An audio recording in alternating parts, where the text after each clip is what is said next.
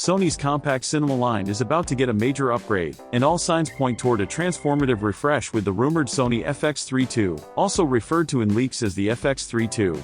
While the original FX3 made waves as a lightweight, versatile cinema camera, it was far from perfect. The upcoming model appears designed to correct the first-generation shortcomings while adding meaningful enhancements that could extend its relevance for years to come. Regulatory filings, leaks, and insider chatter collectively indicate that the FX3 II is not just a simple refresh, it's shaping up to be a strategic leap in Sony's cinema lineup, with a potential release in late 2025.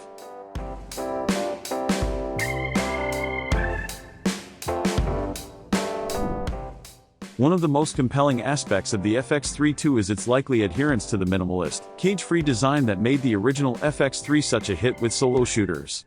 The first FX3 allowed creators to attach accessories without bulky external cages, a design philosophy that emphasized mobility and efficiency. Reports suggest Sony will expand on this approach, introducing reinforced mounting points for accessories, potentially improved ergonomics, and a more durable, weather-sealed body. Button layouts may see thoughtful tweaks to further improve usability during fast-paced shoots, making the FX3 II feel intuitive even for operators accustomed to the original FX3. Cooling is another key area of improvement. While the FX3 relied on an internal fan to manage heat during long recordings, insiders hint that Sony may refine the cooling system or even explore a quieter, fanless solution. This would be especially valuable for documentary filmmakers or run-and-gun operators who often work in controlled sound environments and cannot afford background noise from internal fans. If Sony succeeds in reducing operational noise without compromising thermal performance, the FX3 II could offer unprecedented reliability in long-form recording scenarios. The LCD screen also appears poised for an upgrade. Borrowing inspiration from newer alpha models, the FX3 II may introduce a fully articulating display that tilts, flips, and rotates forward without obstruction from top handle cables. This feature might seem minor, but for solo operators, vloggers, and mobile cinematographers, the ability to see and frame shots in challenging angles could be a game-changer. Paired with the lightweight body, this kind of flexibility ensures that creative setups won't require extensive rigging. Rumors also point to the possible inclusion of internal ND filters, a feature traditionally reserved for larger cinema cameras like the FX6 or Venice. If Sony integrates a drop-in ND system, possibly inspired by Venice's modular ND designs or Tilta's thin modules, filmmakers could shoot with virtually any lens without relying on front-mounted filters. For indie and mobile filmmakers, this could revolutionize workflow, reducing gear needs while maintaining creative control over exposure in varying lighting conditions. Sensor improvements are generating significant excitement. The original FX3 borrowed the 12.1 megapixel full-frame sensor from the Alpha 7S III, known for its remarkable low-light performance. The FX3 II, however, is rumored to push toward a 6K sensor, delivering higher resolution and more flexibility while avoiding the file size and thermal challenges of 8K. Many experts consider 6K a sweet spot for modern cinema cameras. It provides ample detail for cropping and post-production while staying practical for storage and heat management. Some leaks even hint at the possibility of 8K, but the focus seems to be on a practical, professional balance between resolution, low light sensitivity, and workflow efficiency. Autofocus remains a central consideration for Sony. With AI-driven subject recognition honed in cameras like the Alpha 1 and A9 III, the FX3 II is expected to inherit enhanced algorithms capable of tracking faces, eyes, and even specific subject behaviors in dynamic, unpredictable environments. This is particularly appealing to documentary shooters, wedding videographers, and solo content creators who often lack a dedicated focus puller. By combining high-resolution sensors with intelligent autofocus, Sony could significantly reduce missed shots and improve shooting confidence in fast-moving scenarios. One of the more speculative but exciting rumors is the inclusion of a global shutter sensor. Eliminating rolling shutter would make fast-moving action in aerial footage dramatically cleaner, an undeniable advantage for sports, drones, and action-oriented cinematography. Global shutters often involve trade-offs in sensitivity and dynamic range, so their implementation in the FX3 II remains uncertain, but even without it, other improvements such as faster sensor readout and higher frame rates promise a noticeable upgrade in responsiveness and usability. Perhaps the two most universally anticipated features for the FX3 II are open gate recording and internal RAW capture. Open gate allows the camera to use the sensor's full 3:2 area rather than cropped modes like 16:9 or 17:9, providing maximal framing flexibility.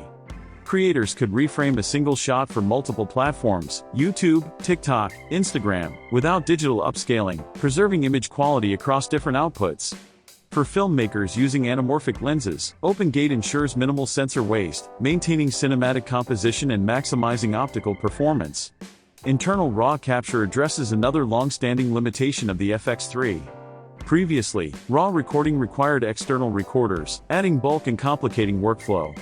By enabling RAW internally, the FX32 would allow filmmakers to retain maximum color depth and dynamic range without carrying additional gear.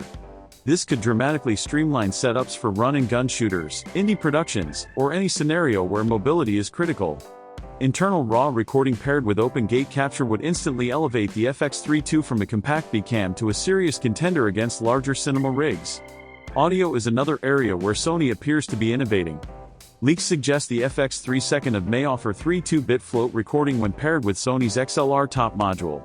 This would prevent clipping from sudden loud sounds and remove the need for constant gain adjustment in dynamic shooting environments, a small but meaningful upgrade for documentary filmmakers, wedding shooters, and other scenarios where audio monitoring is difficult.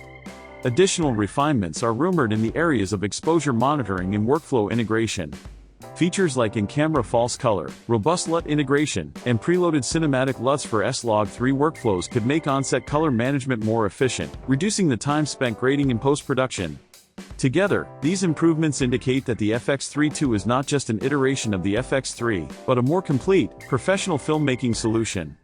Pricing expectations place the FX32 between $3,800 and $4,200, slightly higher than the original FX3 but still significantly below larger Sony cinema bodies like the FX6 or Venice. This pricing positions the FX32 competitively against Panasonic's S1H and Blackmagic's cinema line. The key question is whether Sony delivers enough features to justify the price premium. Internal RAW, Open Gate recording, improved ergonomics, and potential ND filters could make this an easy decision for operators already invested in the E-mount ecosystem. Timing is another critical factor. Multiple reports indicate a late 2025 announcement, giving Sony additional months to refine firmware, thermal management, and performance before shipping. This extended timeline could benefit buyers by ensuring a polished, fully functional product at launch. However, it also creates a window where competitors like Panasonic and Blackmagic might capture undecided filmmakers. For those already committed to Sony lenses and systems, the FX32 will likely feel like a natural evolution, but newcomers may weigh other options while waiting. In conclusion, the Sony FX32 is more than just a Mark II iteration, it's a thoughtful evolution aimed at filling the gaps left by the original FX3.